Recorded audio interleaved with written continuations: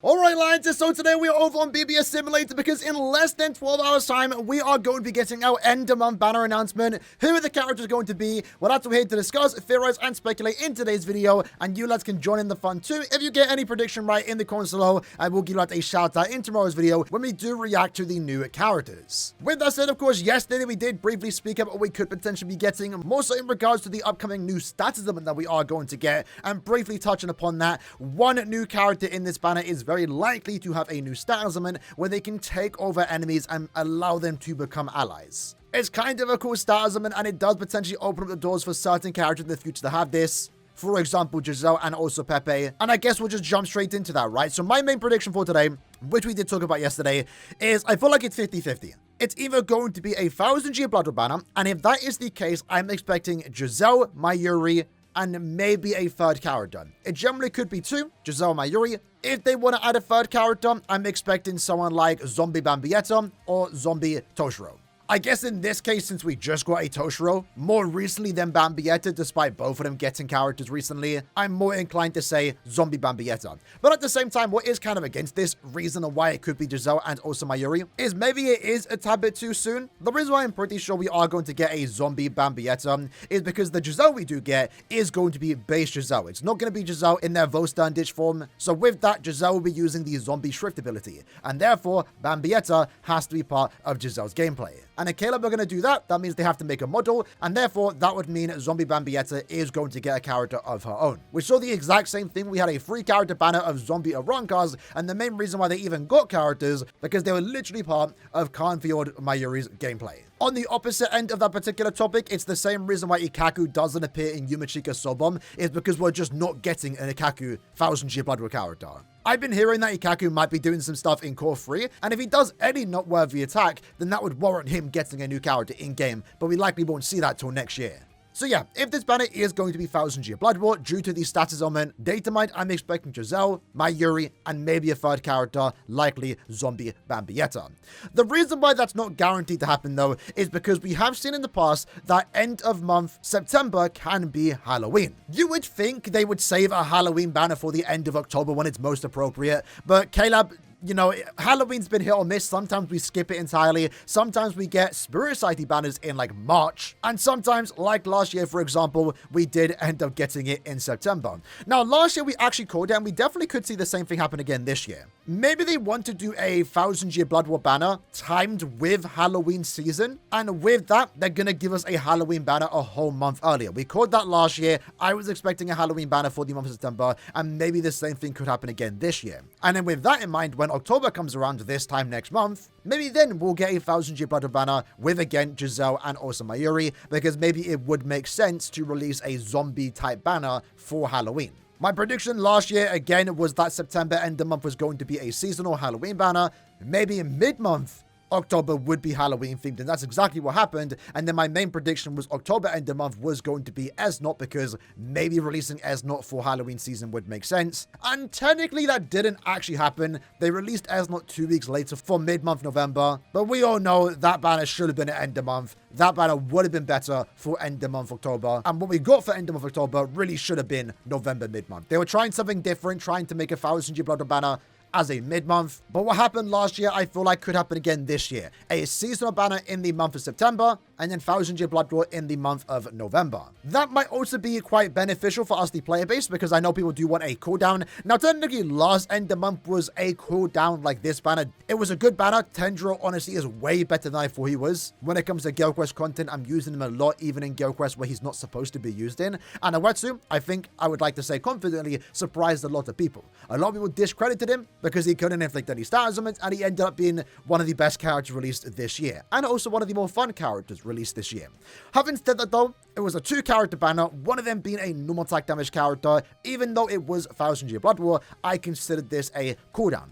For some people though, that always summoned 1000-year Blood War, this wasn't a cooldown. So maybe now, in the month of September, having a banner like seasonal, for example, might be more beneficial because they can potentially skip it and then save for the next 1000-year Blood War banner this time next month. Therefore, giving you 2 months to save between 1000-year Blood War, Tendra and Awetsu, and wherever potentially could come out at the end of October. And I've been saying for quite some time now too, I think the best way to release 1000-year Blood War banners is to do one every 2 months. Every month is a bit too much.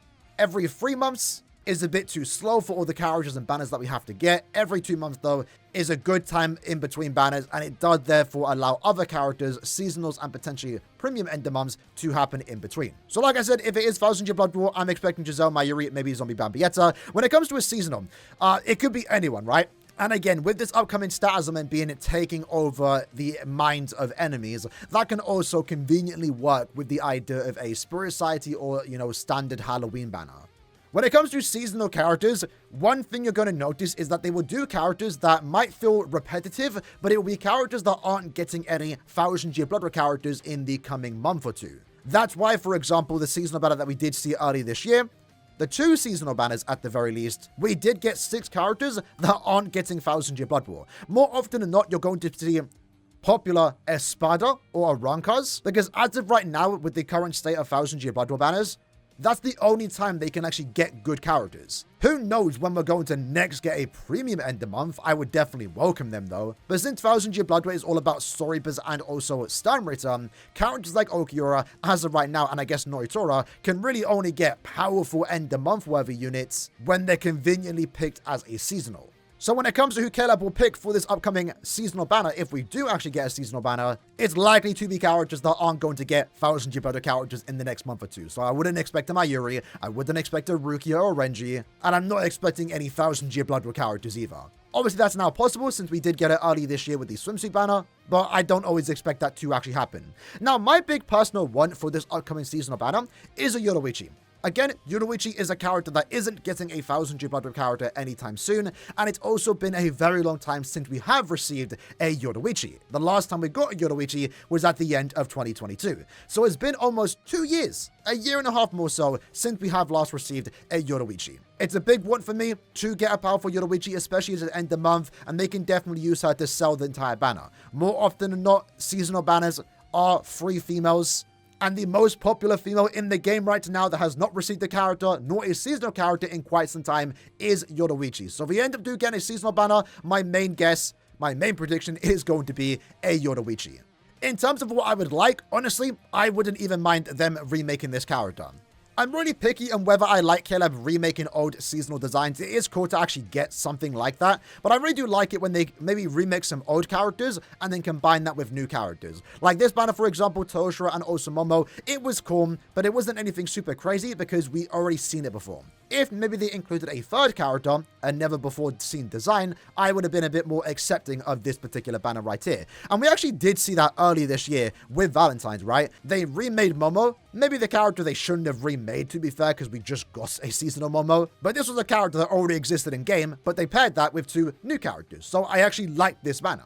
And if they were going to do the same for Halloween, remake the Yoruichi, maybe don't pair her with Soifon and also Orihime, although I wouldn't mind this Soifon being remade. And then maybe throw a new character in there. Kisuke, for example. Kisuke is another character that I would love to see a seasonal character of. You could probably do some really cool Frankenstein Kisuke and somewhat reference his Bankai. And I think it'd be a welcome banner. You get 2 popular characters, although granted Soifon just got one, so I don't see her getting a character. But a Yoruichi Kisuke banner would be kind of cool.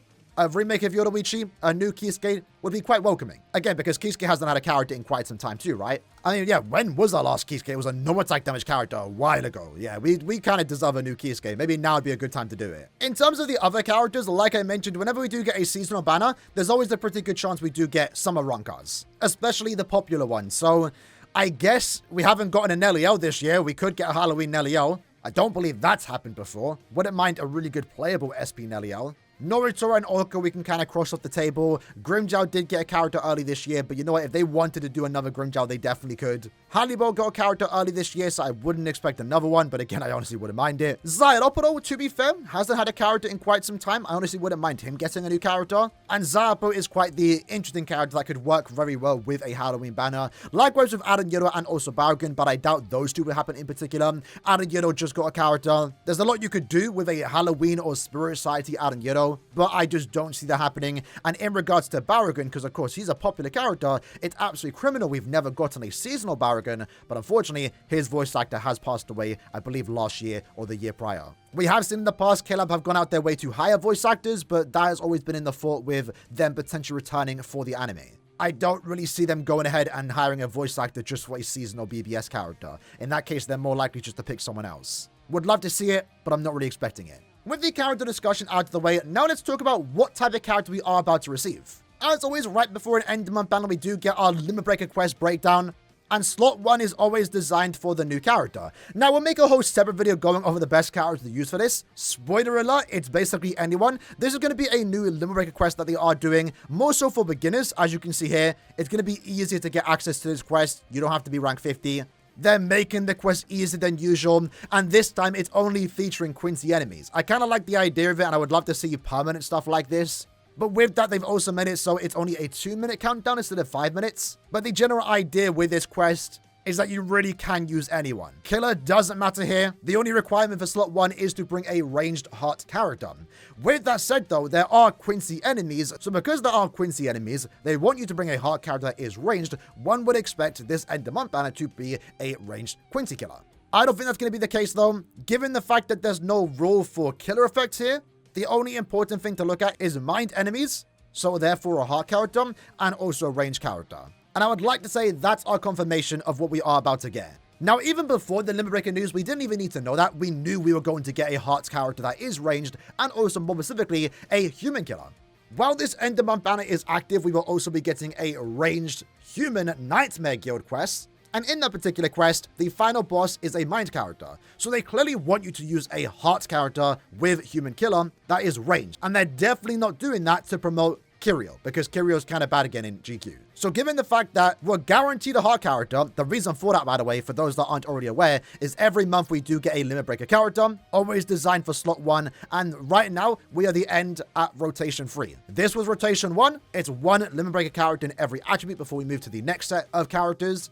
This was rotation 2, and then right now this is rotation 3. As you'll see, the last character to get a 3rd Limit Breaker character is the heart attribute. So it's pretty much guaranteed, before again we even saw the Limit Breaker news, that we were going to get a heart character. Since the rules say it's going to be a heart character, we again can narrow it down to ranged heart human. Funny enough, we actually just got that, which is also why I don't think this end of month is going to be a ranged heart human killer, because we also literally just got that. They're definitely not doing Nightmare Human GQ to promote Kirio, so I think it's pretty much certain this end of month, ranged heart human killer, and that could potentially be the one with the new stars on it. Now, in regards to this type of character, I'm really hoping, and I feel like Caleb are going to purposely not do this, I'm really hoping they're a story bun. Like I mentioned, if it is a seasonal banner, even if it's 1000-year Blood War, the likelihood of this ranged heart human killer being a story bot, I feel like is kind of low. And the reason why I'm saying that is because, of course, last month we also did get a new ranged heart human killer. Obviously, this character got a lot of criticism thrown against him because of the way the character is designed. This is a problem that every other no attack damage character does have. But as far as Nat characters go for GQ, he's actually one of the better ones. It mainly comes from the fact that he does have a team boost SA2, but he also does buff any Soripa character damage to a stat summon. So I would absolutely love for this upcoming ranged human killer to be a Soripa to therefore get the buzz from Tenjiro. It would be an absolutely unstoppable duo, but I feel like Caleb are going to purposely not do that. And instead they're going to make him a Quincy and a Ronka. A Hollow. I don't know who it could be, but I'm not expecting it to be a Soripa. If it is, absolute W and a ranged human GQ is going to become significantly easier. They also, like I mentioned last month, do need a new lead because Nightmare ranged human GQ sounds absolutely dreadful, especially if you don't have Tenjiro, but if you do pull the new character, it would likely still be beatable. As of right now, the only good lead for ranged human guild quest is Iban, who can't even inflict stat ailments. He makes for a decent lead with Tenjiro and also Grammy, but he's been hard carried by his support. And then also, Quincy Ichigo, but, his damage output, his strong attacks, I'm not a big fan of using him in GQ. He's capable of getting good scores, but we really do need a more conventional new 2024 good leads. That's going to be our first character. As for our second character, I'm expecting them to be a power Super Lynx or Farmer. As far as Super Lynx or Farmers have gone, we haven't gotten one since Meninya, who is the end of another rotation of Super Lynx or Farmers, and right now Power hasn't received a new Super Lynx or Farmer since January this year. It's been over 8 months. It's about time we get a new power. It's about time we get a new Super Lynx or Farmer, but more specifically, very likely, a power Super Lynx or Farmer. And given the fact that we just got the new Lynx or Trials, where you can farm Lynx or Potions, Super Lynx or Potions, and Droplets all in one quest, it would therefore make sense to, of course, have the next banner be a character like Senjumaru, for example, where they have all 4 drops. More Lynx or Potions, more Super Lynx or Potions, more Droplets, and also guaranteed Droplets. Honestly, I wouldn't even be surprised if we get an even crazier one. 30% more droplets, 10% guaranteed tech droplets, and then 10 super links or potions and 10 links or potions. Having that on the power character would be absolutely crazy because they would go from the worst attribute to farm potions, droplets, etc. to them becoming the best possible and significantly more insane when compared to the other attributes. But I'm definitely expecting a power character similar to Senjumaru, really good damage output, really good drop increase, and also go, of course, through Iron Skin. And then for our next character, I'm going to go with an oddball and just say a Brave Battle unit. It would be very weird to already get a new Brave Battle character, and I'm not sure if it would be very welcomed, especially with how the Brave Battle update did actually turn out, not being an improvement whatsoever.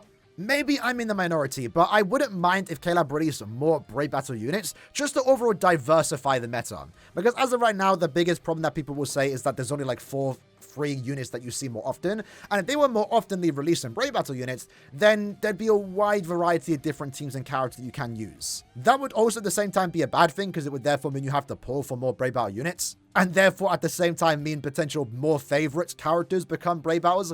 So it's kind of like a good and a bad thing. They don't do that. But at the same time, and we're thinking far ahead into the future, and it's only 4 months away, I do want end of year to be Byakuya, Esno, and also Rukia, but at the same time, I don't want any of them to be a Brave Battle unit. So if they want to make the Orihime counter or the next Brave Battle unit an end of month character, this end of month, next end of month, or the next one, I'd honestly welcome it. Likewise with the Linkshot update that we did just get, maybe releasing a new Brave Battle character right after a Brave Battle update would be in Keller's favor. Maybe not in the favor of the players, so maybe we don't want this to happen, but I'm just going to throw it out there. I also did see someone say maybe the new stat summon is for Brave Battles, and that would be really funny, yet toxic, if we could somehow make it so the Orihime on the other team becomes an ally in our team and it becomes a 4v2. That would be crazy overpowered, but honestly, it'd be kind of fun, so I'd be down for it. So to recap the video, I think this end of month banner is 50-50. It's either going to be a Halloween banner or it's going to be a 1000-year Blood War banner. If it's 1000-year Blood War, I'm expecting Giselle, Mayuri, and hopefully a zombie Bambietta.